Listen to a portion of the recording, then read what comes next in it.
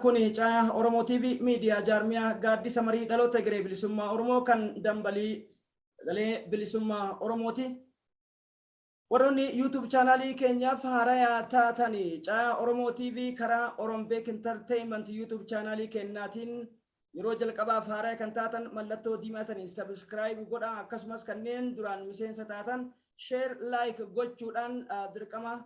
Oromummaa keessanii kan hamilee qabsoo bilisummaa Oromoo akka baataniif, akkasumas ammoo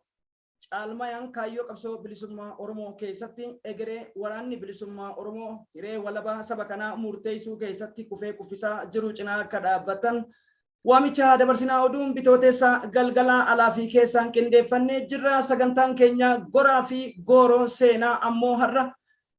waa'ee Sheek Tolaa Walloo akkasumas ammoo Balaay Zallaqa Qilxuu Zarraaf jarri jedhan kuni dhuguma nama akkamiiti, seenaa akkamii hojjete, aabbichuunoo isa konkolaataa oofuuf saayikilii suuraa ka'uu fi iddoo adda addaa abaaboo akka ijoollee daa'imaa muruu fi mana daabboo eebbisu kanamoo aabbichuun dhugaa kan onatu lama isa kami kan jedhudha. Seenaa kanaa fi gama WhatsAppiitiin ammoo qabsaa'ota 6 jechuu haarawa kan isiniin dhagayin qabsaa'ota seenaa keessatti jaarraa 19ffaa keessatti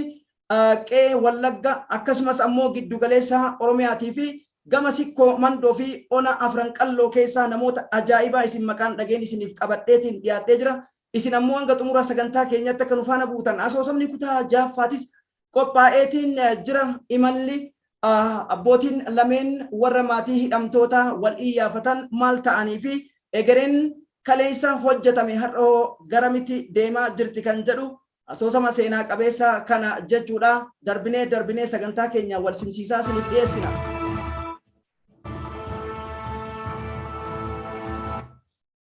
Gootichi waraana bilisummaa Oromoo Abdii Firreen Gaachana saba giddu galeessa Oromiyaa ana Liban Jaawwitti loltoota 115 ajjeesuun dhaga'ame.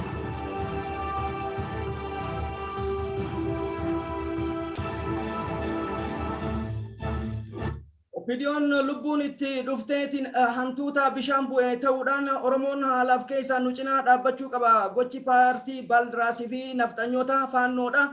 Amma daangaa darbee jira jechuun mammaa isaa bishaan habbuuqatanii alanshuun dhadhaa baafnaa fakkaatti jedhamaa jira.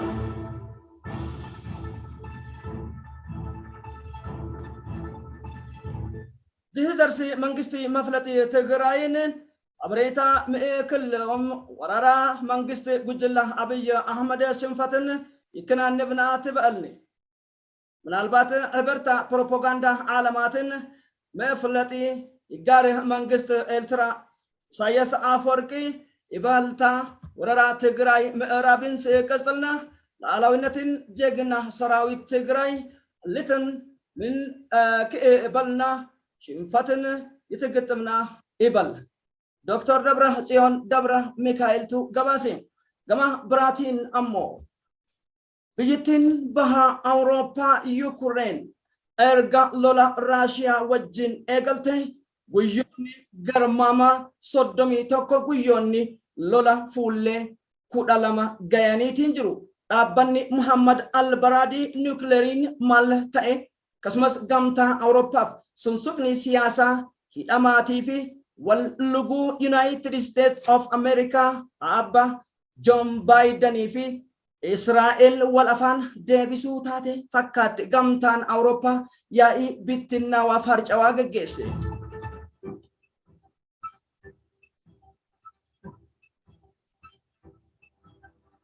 Kanaafi oduuwwan keenya hanga xumuratti akka nu faana buutan abdii qabna daawwattoota Caya Oromoo TV dha. Ani oduun har'aa wajjin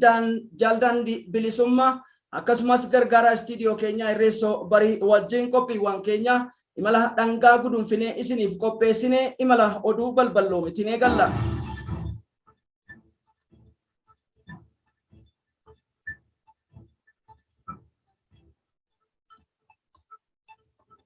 Gootichi onne sibiila wabiin Oromoota Abdii Firreen Gaachana uummata Oromoo waraanni bilisummaa Oromoo golee Oromiyaa keessatti tarkaanfii fudhatu cimsee itti fufuu maddeen waraana bilisummaa Oromoo gabaasaniitiin jirani. Gootichi waraana bilisummaa Oromoo zoonii gidduu galeessaa Cifraan laga Mugar akkasumas Buttaan risaan sulula mugara tarkaanfii fudhachuun giddu galeessa lixa shaggara aanaa liban jaawwitti loltoota hedduu galaafachuun agahamee jira. Lolli kaleessa walitti gaarreeffachuun maqaa shanee balleessina jechuun socho'aa turan hedduun isaanii humnoota faannoo dabalateetiin milishootaa fi loltoota Eertiraa akka of keessaa qabuuf konkolaataan 13 gamasitti fe'an jedhani jiraattonni akka odeessaa argannetti himani. Lolichi kun loltoota guyyaa kaleessaa 74 har'a ammoo 72 walumaa galatti akka odeessa achirra nu qaqqabetti loltoota 146 gara meeshaa hidhannootiin akaamaa yookiin qawwee 113 sinaayiparii 9 Grenoof yookiin matiriyasii 4 fi boombiiwwan harkaa 113 gama biraatiin dishqaa tokko halaalatti barbadeessu isaatii fi loltoonni 13 harkaan fayyatti qabamuun gootichi waraana bilisummaa Oromoo imala milkii Finfinnee cimsate jechuun maddeen giddu galeessa Oromiyaa gabaasan.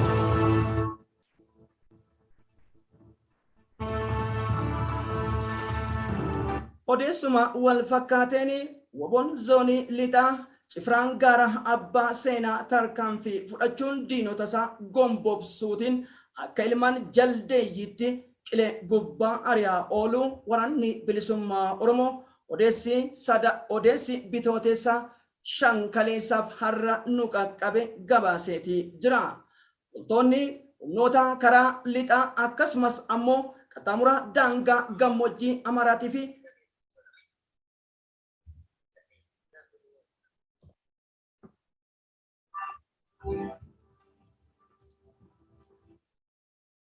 humnoonni 530 ta'an meeshaa ammayyaa Trip Sniper jedhamu mootummaa naannoo Amaaraa fi humnoota poolisii federaalaatiin deeggaraman konkolaataawwan gabatee piikaappii 4 akkasumas ammoo konkolaataa ooraalii 1 fi humna raayyaa ittisaa militarii uffachuudhaan ammoo hundi isaanii kan keessoon qabame akka waraana bilisummaa Oromoo himetti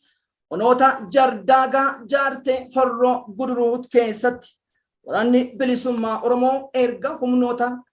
Profeesar Shaarukaa abbaan fiilmii fi qindoomaa Jenesbuukii addunyaatii fi ilmi nafxanyoota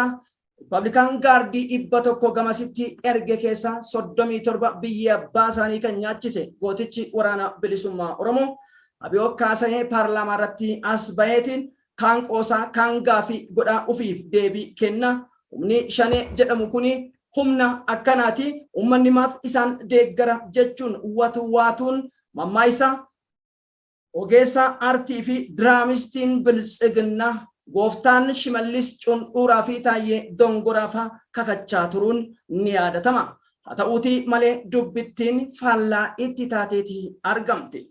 Difireen gachana uummata Oromoo Jaal Xiiqii Waleensoo ajajaa waraana bilisummaa Oromoo humna furgaatuu Cibirraa gaara abbaa seenaatiin lolli jabaan kaleessaaf har'a gaggeeffame loltoota biltsiginnaa 79 biyya abbaasii yoo nyaachisu loltoota 57 ol madoo dandammii hin qabneen adabe loltoota 9 fayyaaletti kan qabee fi gama kanaan hidhannoowwan AKM qawwee 43 akkasumas Giriinoof 1 fi meeshaan dishqaa jedhamu boombiin 19 rasaasni Giriinoof yookiin bireenii 890 fi kanneen kana fakkaatan madda waraana bilisummaa Oromoo ta'uun gabaafame. Odeessuma keenna keessatti basaasni guddaan qeellam Wallaggaa Dambidolloo keessatti uummata hiisisuudhaan beekamu Shifarraa Damissee Mulaatu jedhamu kan dhalootaan Oromoodha jedhamu dhaloonni isaa magaalaa Asallaa jedhamu itti gaafatamaa istaatiksii biyyoolessa sanaan booda ammoo itti gaafatamaa dhimmoota nageenya godina Iluu Abbaa Boraa dhiyeenya ji'oota 8 duratti akka odeeffannetti ammoo qindeessaa dhimmoota kilaasteraa fi paartii badhaadhinaa godina Bunoo Beddellee ta'e amma ammoo qaamota 165 Oromiyaa keessaa bakka bu'an basaastota yookiin ammoo warroota seekuriitii ta'aniitiin waan barbaadan nyaachaa fedhan cooma jaji'atan keessa waboon qacam gochuudhaan kana keessatti ammoo raadiyoo qunnamtii dookumentii fi miseensota isaa 3 wajjin qabu oduun Dambidolloo irra nu qaqqabe gabaase.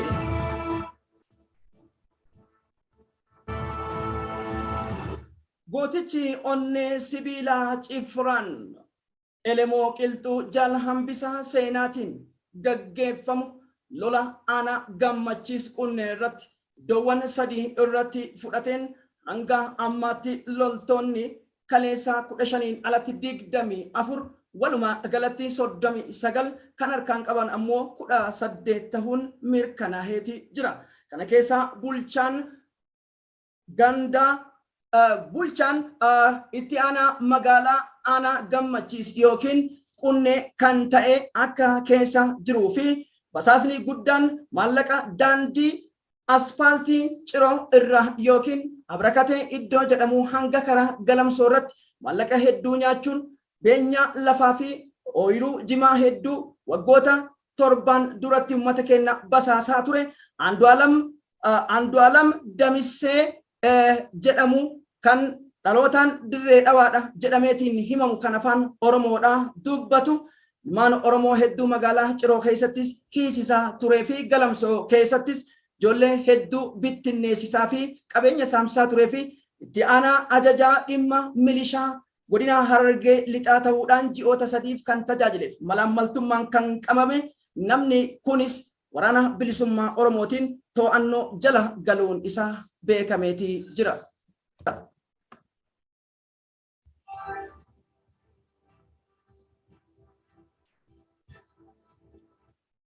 Waraanni bilisummaa Oromoo konyaan gaara mul'ataa tarkaanfii yeroo jalqaba laaleessaa dabbalootaaf ergamtoota irrattis fudhateen odeessa guyyaa kaleessaa kanarra immoo ture nu qaqqabeedha. Abdii Fireen gaachana uummata Oromoo Soonsi Gobeellee jedhamuun beekamu humnoota haaraya torbee darbee 542 akka eebbisiise miseensa waraana bilisummaa Oromoo kanarra argachuus danda'eeti jira. Kanaan wal qabateetiin kanneen waldaa jimaa biiftuu keessaa fi mukkeen bosonaatii fi wantoota adda addaa saamsisuun beekamanii fi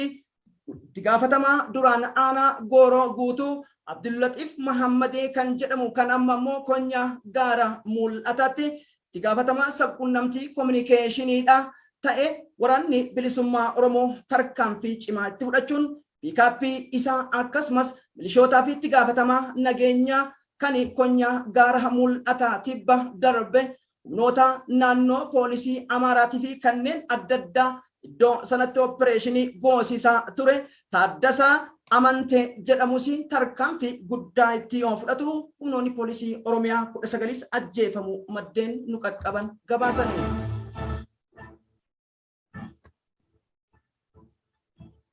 Haalli godina Harargee bahaa keessatti onoota kanneen akka Gooroo guutuu gama biraatiin ammoo onoota akka Malkaa Balloo fi Harargee lixaa onoota Xuulloo Ayyaageef Dobbaa keessatti deemu milishoota bobbaasuun waraana bilisummaa Oromoodha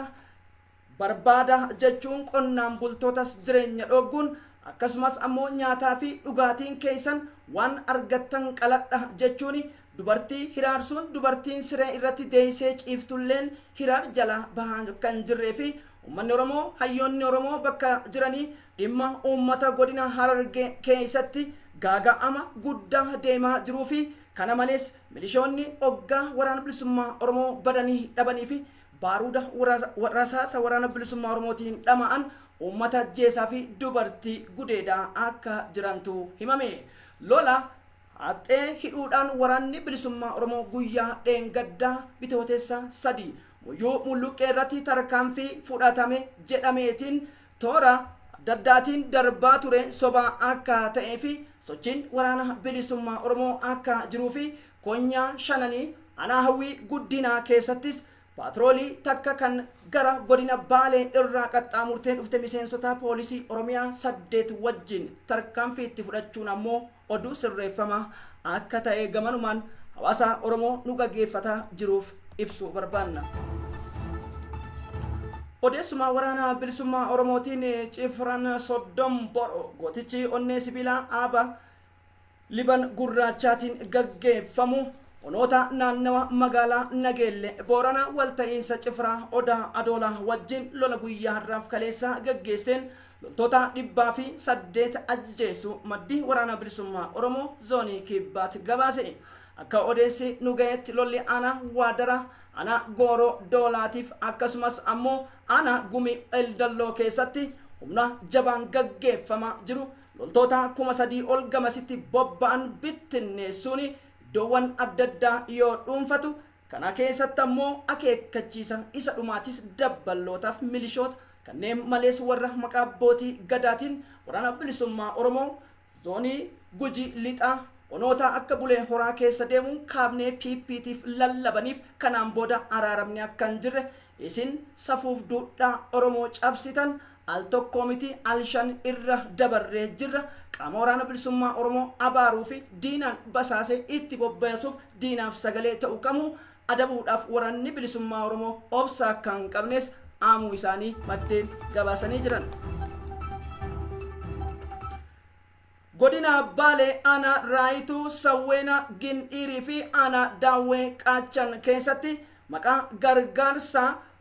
wabii midhaan nyaataa jedhuun akkasumas koomishinii balaa sodaa Oromiyaatu kanneen godha jedhuudhaan dabbaleenii fi bulchiinsi godina Baalee bahaa uummata saamsisaa akka jirutti himame. Investoroonni akka Asaffaa Aschaaloo kaasee jedhaman hedduun isaanii uummata godina Baalee kanneen aanaa Sinaanaa dabalateetiin iddoo addaa Makoodii jedhamutti aanaa Salqaa fi Maliyyuu oomishoota jiran hedduu dirqamaan uummatarraa fuudhuudhaan godina Baaleetii geessina jedhanii daldaltoota Finfinneetiin walqaxxaamursuudhaan uummata keenya hongeessaa akka jiran odeessi gamasii nu qaqqabe ibseetii jira.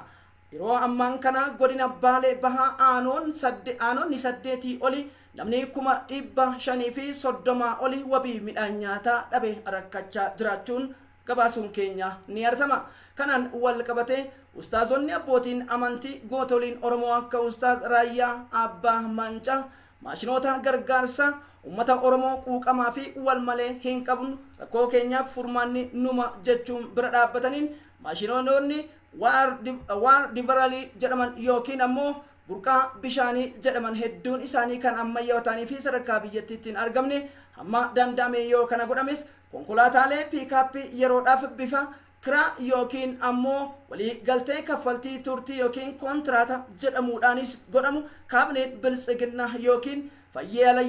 fayyaaleeyyiin abu peestaaliin jala yayyaa'an hedduun isaaniitti dhimma bahaa akka jiranii fi ambulaansiin keessattuu yeroo ammaa godina Baalee akkasumas gammoojjii godinoota Arsiitii fi godina Harargee keessatti argaman hedduun isaanii dhimma namoota dhuunfaa akkasumas kotorbaandii daldaluutii fi raayyaa ittisa biyyaa fe'aa akka jiran odeessi nu qaqqabee gabaase. Godina Wallagga bahaa onoota Noonnoo Beenjaa akkasumas ammoo godina Shawaa lixaa daangaa ona Baakkoo keessatti tarkaanfiin waraanni bilisummaa Oromoo fudhataa ture uummata biltsiginna jedhamu yookiin garee shiftaa maafiyaa Piroofeesar Shaarukaa Abbaa fiilmiif diraamaatikii masaraa Araakiiloodha hedduu isaanii wal qorachiisaa jira. Saaminsa godhan keessatti gurguddoon yoo simintoo fi jimaa hatan isaan kun ammoo jechuudha mana namaa seenanii biffee firiijii akkasumas ilaafoota dubartiif dahamni dubartiillee osoo hin hafne hanna isaan eegaliin milishoonni wal saaxilaa jiraachuun beekamee jira. Yeroo ammaan kana godina Wallagga bahaatti aanonni 8 ta'anii bulchiinsi caasaa isaanii diigameetiin olaantummaaf to'annaa waraana bilisummaa Oromoo faana akka jiru gabaafame.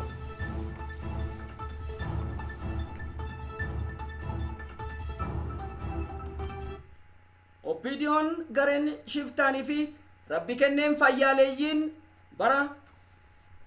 umrii isii guutuu harree abbaan qabne taateetiin mootummaan dhufaa dabran fe'attu gareen Aaba Shimallis Cundhuuraadha. Akkasumas ammoo mootummoota naannolee dhimma sirreeffama heera biyyattii irratti heerri mootummaa naannolee fooyya'uu qaba jechuun dhidhiitaa fi dhidhiibbaan warra booksii Abu Peestaal ammallee jalaa kan dhaabatanii fi heerri riifoormii ta'ee fi imaammanni mootummoota naannolee yookiin heerittiin bulmaataa fi dambooleen haala waa'ee sabaaf sablammootaa ibsu keessatti mirgi sabaaf sablammootaa naannolee akka Oromiyaa keessatti haqaaf iftoomina waan hin qabneef jijjiiramuu qaba jechuun qajeelchi masara mootummaa gaashee isaaniirraa isaan qaqqabe isaan raasuutti akka argamuu fi kanaan wal qabate ammoo PDO'n manni Oromoo dhaabbileen siyaasaa hedduun isaanii saffisaan nu cinaa dhaabbachuu akka qabanii fi humnoonni baaldiraas akkasumas faannoodha haalli amma isaan deeman jijjiirama qabsoo Oromoon dhiigaan fide kana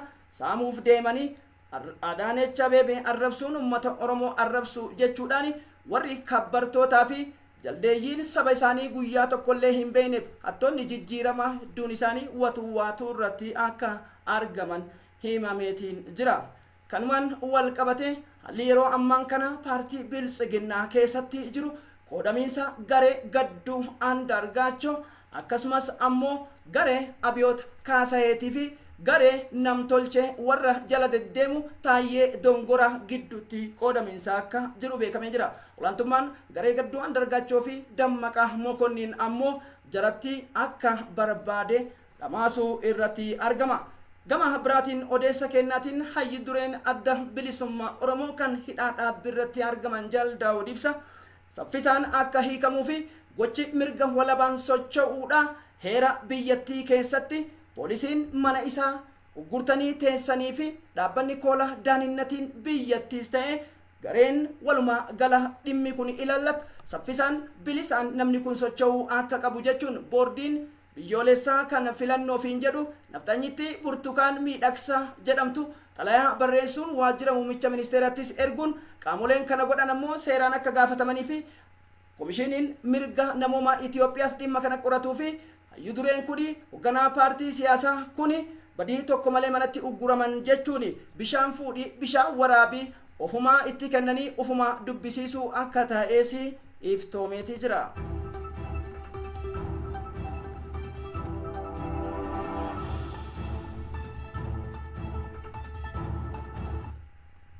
ዝህለስ መንግስት ወራሪ ጉጅላ አብይ አህመድ የህበርኩም ክብርትን ትፍለጥና ህብርተን ጥምር ማዕፍለጢ ሰበብን ትገደልና ወረራ ኢሳያስ አፈወርቂን የህበረኩም ምዕራብን ትግራይን ወረራ ትቀጽልና ይበልነ ዓለም ማህበሬታን ኪን መብትን ህብረትን ጽሕጸብንሁኩም ብዝቢ ትግራይ ለዓላውነትን ፍልጽና አስቸኳይ ትገደልኒትን ወረራ እርምጃ ይቀጻጽና ይበልነኩም ፕሮፓጋንዳ መግለጽ ጉጅላ አብይ አህመድ ሃይ ምን ከኢበልኒ ተቀባይነት ሀዲተ የህበር መንግስት ትግራይ መፍለጣ ትበሊ ህዝብ ትግራይ መብትን ያስከበርኒ የዘበረኩም ማህበሬታ መብትን ትሸገርና ትበልን ማፊያ መንግስትን ጽበረኩም አሸባሪ ይበለክም ህግ መንግስትን ትቀጻጽልና ይበልህ ህዝብ ትግራይ አዲተ ደቂቃ ክል ጥላትን ይቀበርና ትበል ወገና ሰብኩናምቲ ኮማንድ ፖስት ትግራይ Jabesi dano Kenya yona gadani jifano Jabesi dano Kenya yona gadani jifano Oya kota jabesi dano Kenya yona gadani jifano Oya kota jabesi dano Kenya yona gadani jifano Oya kota beti nabdati Oya kota gadin bahatu gola Oya kota tesi gochake Oya kota ifuri nolola Oya kota aboru jachu Oya kota belamni sagau Jifano jabesi dano Kenya yona gadani jifano Sabaru janu baru maram ridu febar ditare Osanu aliru kodalite alaga keseru bare Osabi yakabnu biya hormati galetane bagatu Ototo kadane samiyartu kumanu tintabatu Balli minfinne urushani garri Hidati walfide Dunfate jarri Wakamna romo Dange sudarri Falmanna komo Kesuma bukutte bakka bulti dabe warri